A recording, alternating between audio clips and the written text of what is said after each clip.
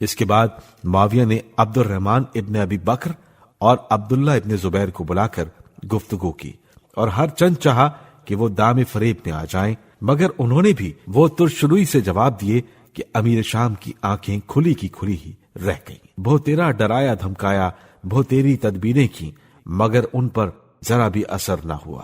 آخر جب یہ تدبیر کارگر نہ ہوئی تو صحن حرم میں ایک بہت بڑا جلسہ کیا اور اس میں عام لوگوں کے ساتھ ان تینوں حضرات کو بھی خصوصیت کے ساتھ بلایا اور اپنے بہت سے احسانات اور تحفے تحائف کا ذکر کر کے نہایت منت و سماجت کے ساتھ کہنے لگا، یزید تمہارا بھائی ہے، میری خاطر سے تم اس کو ظاہری طور پر خلیفہ مان لو اور حقیقتاً امور سلطنت کو تم اپنے قبضے میں رکھو۔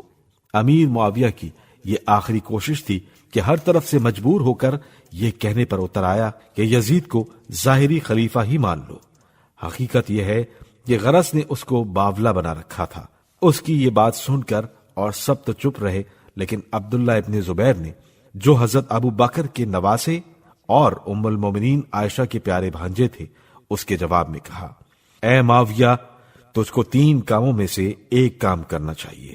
پہلے یہ کہ کسی کو خلافت کے لیے مقرر مت کر، جیسا کہ حضرت رسول خدا صلی اللہ علیہ وآلہ وسلم نے مقرر نہیں کیا تھا اور مسلمانوں کے مشورے پر چھوڑ دیا تھا، اور لوگوں نے ابو بکر کو خلیفہ بنا لیا تھا۔ معاویہ نے کہا، میں ایسا نہیں کر سکتا، کیونکہ تمہارے درمیان کوئی شخص ابو بکر جیسا نہیں۔ مجھے خوف ہے کہ میرے بعد امت میں اختلاف پیدا ہو جائے گا۔ عبداللہ نے کہا، اگر یہ بات پسند نہیں تو جس طرح ابو بکر نے اشراف قریش میں سے ایک شخص کو اپنی خلافت کے لیے نامزد کر دیا تھا تو بھی کر دے، لیکن اس شرط سے کہ وہ بنی عبد الشمس اور بنی امیہ میں سے نہ ہو، اور اگر یہ بات بھی پسند نہ ہو تو جس طرح حضرت عمر نے شورا بنائی تھی تو بھی بنا دے۔ معاویہ نے کہا، ان تینوں صورتوں کے علاوہ بھی کوئی صورت ہے؟ ابن زبیر نے کہا، نہیں۔ معاویہ نے حاضرین جلسہ سے پوچھا، تم کیا کہتے ہو؟ انہوں نے کہا، ہم ابن زبیر کی رائے کے موافق ہیں۔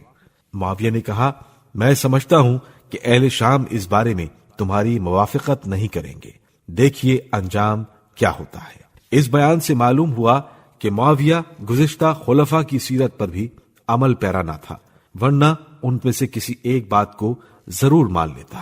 طرفداران معاویہ ذرا غور کریں کہ ایسا شخص شایان خلافت کیوں کر ہو سکتا ہے۔ القصہ، اس جلسے کے بعد معاویہ کو ایک عجیب اضطراب لاحق ہوا۔ تمام رات فکر و پریشانی میں نیند نہ آئی۔ مدینے میں تو جوں تو کام چل گیا تھا، لیکن یہاں ایک تدبیر بھی کارگر نہ ہوئی۔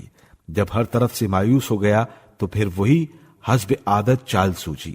اپنے ساتھیوں میں سے چند لوگوں کو سمجھا دیا کہ کل جلسہ عام میں جب میں بیان کروں کہ عبد الرحمن ابن ابی بکر، عبداللہ ابن زبیر اور حسین ابن علی نے یزید کی بیعت کر لی ہے، لہٰذا تم لوگ بھی بیعت یزید کر لو۔ تم سب برہنہ تلواریں لے کر لوگوں کے سروں پر کھڑے ہو جانا، تاکہ جان کے خوف سے کوئی مخالفت میں آواز بلند نہ کر سکے، چونکہ لوگوں کی خاموشی ہمارے قول کی صداقت کا ثبوت ہوگا، لہٰذا ہمارا مقصد پورا ہو جائے گا۔ دوسرے روز یہی تدبیر عمل میں آئی اور اس چال بازی سے مکے میں یزید کی بیعت کا مسئلہ ختم کر دیا گیا۔ یہ تھا معاویہ کے ایمان اور یزید کی خلافت کا کچا چٹھا، جس کو پڑھ کر ایک انصاف پسند انسان حیرت میں پڑ جاتا ہے۔